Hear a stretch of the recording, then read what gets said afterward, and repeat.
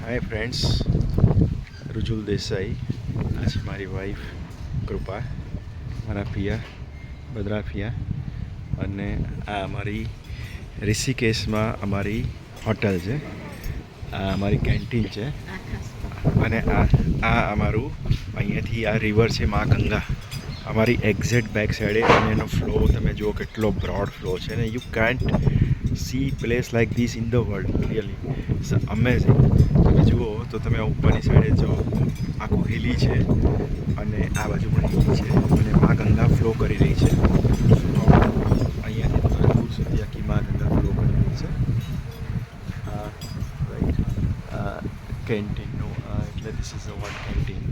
હવે આપણે આજે વિલ ટોક અબાઉટ ધ મા ગંગા. આપણી 4 ધામ છે. એક છે, તમને કદાચ ખ્યાલ હશે પણ તો પણ લેટ મી એક્સપ્લેન. આપણા 4 ધામ છે, દેટ ઇઝ કેદારનાથ, બદ્રીનાથ, ગંગોત્રી ને યમનોત્રી. હવે જે કેદારનાથથી જે રિવર ફ્લો કરી રહી છે ને, ત્યાંથી કેદારનાથથી બધા ગ્લેશિયરમાંથી એના ફર્ધર ગ્લેશિયરથી તમારી એક્યુમ્યુલેટેડ થઈ અને જે રિવર ફ્લો કરે છે દેટ ઇઝ અલકનંદ, મંદાકિની.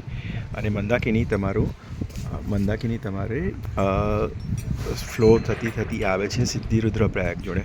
રુદ્રપ્રયાગ આવે છે જે અહીંયા ઋષિકેશથી 4 જ કલાક જેવું ડ્રાઈવ હોય છે.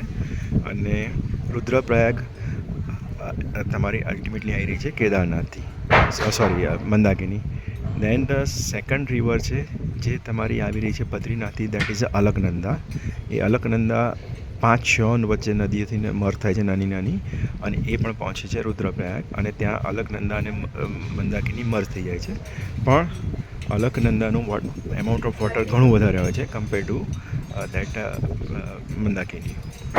હવે આ બાજુ જે તમારું ગંગોત્રી ગૌમુખથી તમારી જે નદી નીકળે છે દેટ ઇઝ ભાગીરથ નદી.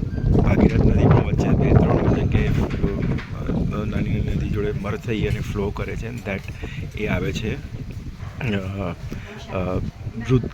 નોટ રુદ્રપ્રયાગ, દેવપ્રયાગ છે. એટલે રુદ્રપ્રયાગથી જે અલકનંદા અને મંદાકિની જે મર્જ થઈ ગયો છે એ આવે છે દેવપ્રયાગ તરફ, જે અહીંયા ઋષિકેશથી ઓલમોસ્ટ 2 કલાકનું ડ્રાઈવ છે.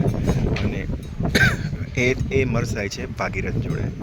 અને ભાગીરથ જોડે જ્યારે મર્જ થાય છે ત્યારે એનું નામ પડે છે ગંગા.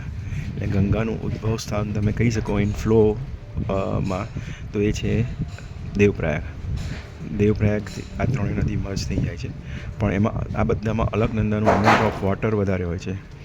હવે આ બધી જ નદી ઋષિકેશથી થઈને બધે વચ્ચે થોડી નાની નદીઓ મર્જ થઈ અને જાય છે પ્રયાગરાજ, જ્યાં કુંભનો મેળો છે. પણ ત્યાં આગળથી તમારે 4 ધામની યાત્રાનું મહત્ત્વ કેમ છે, ત્યાં આગળ તમે જાઓ એટલે એક નાની 4 ધામની યાત્રા થઈ ગઈ કહેવાય. કેમ? કારણ કે હજી તો આપણા 4 ધામમાંથી યમનોત્રી બાકી છે. પણ આ યમનોત્રીથી યમુના નદી છે એ ફ્લો કરી અને ડાયરેક્ટલી પહોંચે છે પ્રયાગરાજ. એની વચ્ચે નાની નાની નદીઓ જોડે મર્જ થાય છે અને પ્રયાગરાજ પહોંચે છે. અને ત્યાં 4 નદીનો સંગમ થાય છે. ત્યાં યમુના, ગંગા અને સરસ્વતી. પણ સરસ્વતી લુપ્ત થઈ ગઈ છે 3000 વર્ષ પહેલાં. એટલે પણ એવું કહેવાય છે કે સરસ્વતી સમાવ ત્યાંથી જમીનમાં ઉતરીને પછી ત્યાંથી આવે છે, પણ એ બી કોઈ પ્રૂવ નથી થયું. પણ 4 જે ધામની નદીઓ મર્જ થઈને ત્યાં પહોંચે છે દેટ ઇઝ ધ નદી ત્યાં આગળ થાય છે. અને તમે કુંભના મેળા જાઓ, તમે પ્રયાગરાજ જાઓ તો તમને 4 ધામની યાત્રા, તમારે મિની 4 ધામની યાત્રાનું તમે કહી શકો ફળ મળે છે. એટલે તમને મજા આવી જશે. આ વખતે તમને ખ્યાલ હશે જ. અને આ છે રાઈટ. Okay, thank you.